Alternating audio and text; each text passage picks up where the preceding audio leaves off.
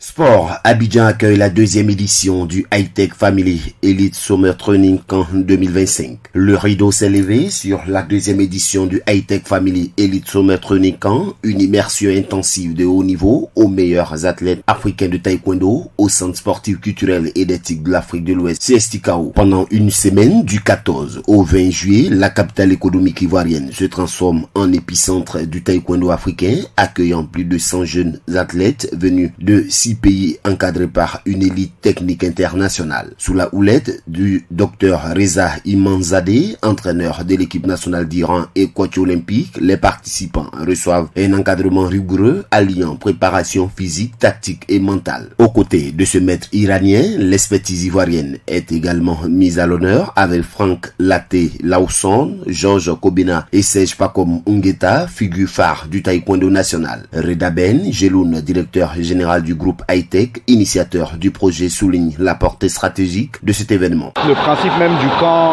est basé sur le fait que, comme disait Nelson Mandela, le savoir est une arme, d'accord. Et si on souhaite que la Côte d'Ivoire continue de briller sur la scène internationale, on a décidé de faire venir une des sommités mondiales du taekwondo, qui est le docteur Reza, peut-être qui développera en fait sa vision tout à l'heure, qui est coach olympique de l'équipe iranienne, et on a décidé donc de le faire venir en Côte d'Ivoire pour offrir une semaine d'entraînement de plus haut niveau aux athlètes ivoiriens. On va faire vraiment des modules de taekwondo, donc Dr Reza sera là pour faire les enseignements du taekwondo, essayer de comprendre un peu comment les Iraniens travaillent, puisqu'ils sont reconnus encore une fois comme étant parmi les meilleurs du monde. Ils vont développer leurs concepts. On va aussi avoir des cours de nutrition pour expliquer aux athlètes l'importance de la nutrition, comment se nourrir, quels sont les produits qu'il faut prendre en fait pour pouvoir avoir une santé saine. On va avoir un cours de dopage pour expliquer aussi à nos athlètes comment en fait se comporter vis-à-vis du dopage. Ce message fait écho à la vision portée par le ministère des Sports de Côte d'Ivoire, qui voit dans ce partenariat public-privé un levier de structuration durable du sport de haut niveau. Maître Patrice Rimac, directeur général du CSTKO et figure emblématique du sport africain, réaffirme cette ambition continentale. On l'écoute. Il faut savoir que ce centre a été créé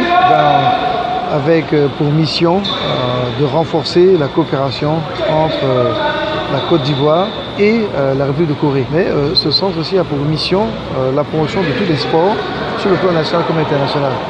Et notamment la promotion du taekwondo. Le taekwondo, vous savez, c'est la discipline qui nous fait honneur. Nous avons plusieurs médailles. Sur les 5 médailles olympiques que nous avons obtenues dans toute l'histoire de la Côte d'Ivoire, 4 médailles viennent du taekwondo. Donc vraiment, le taekwondo est vraiment important. Donc ce centre a été créé dans ce sens-là. Et on remercie son Excellence Monsieur le Président Alassane Ouattara. Ce camp a été créé pour permettre à nos jeunes Ivoiriens d'acquérir les performances les plus pointues pour qu'ils puissent assurer la relève après 6 échecs et Baguerite. Mais c'est sur le tatami que les plus belles voix s'élèvent. Fofana Amissara, jeune athlète ivoirienne, a au nom de ses camarades salué cette initiative qu'elle qualifie de belle. Je remercie beaucoup la High-Tech Family et la Fédération de taekwondo pour la mise au point de ce camp. Ce camp nous apportera beaucoup en connaissances. On saura s'attendre un peu aux athlètes internationaux, voir le niveau d'entraînement. Je remercie beaucoup car ça nous permettra d'avoir de l'expérience aussi au niveau international. Bon, j'ai déjà appris qu'on n'a pas forcément besoin de la force pour travailler.